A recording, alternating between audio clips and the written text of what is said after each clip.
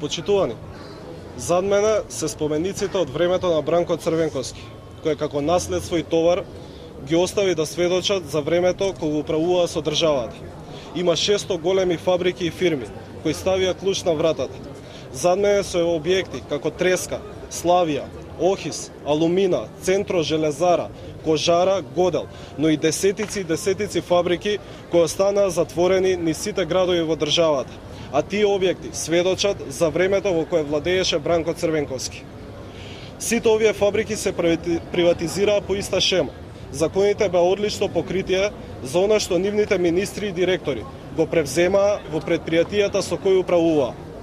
Законите во парламентот, во кои 4 години немаше опозиција, а СДСМ само одлучуваше, беа така скроени да менаџерите блиски до СДСМ прво ги обезвреднија предпријатијата, им направија огромни долгови, а потоа си ги откупија за символични износи. Заради покриеноста со закони на мадната приватизација, што ја правеа СДСМ, денес лажат и велат не сме виновни.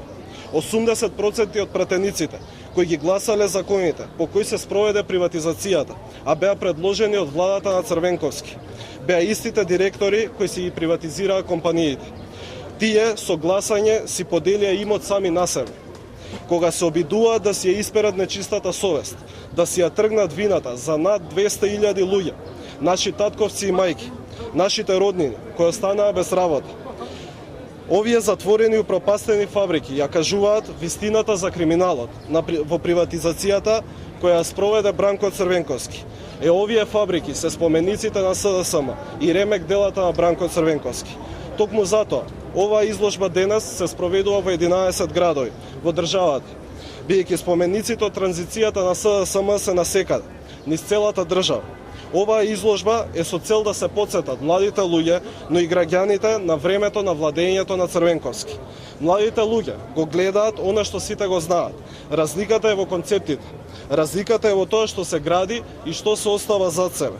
Дали на граѓаните им се оставаат спортски сали, игралишта, училишта, патишта, медицинска опрема, компјутери, дали се оставаат и воведуваат принципи и правила, или се разграбува и уништува, се краде и лицемерно се лаже, како во времето на Бранко Црвенковски.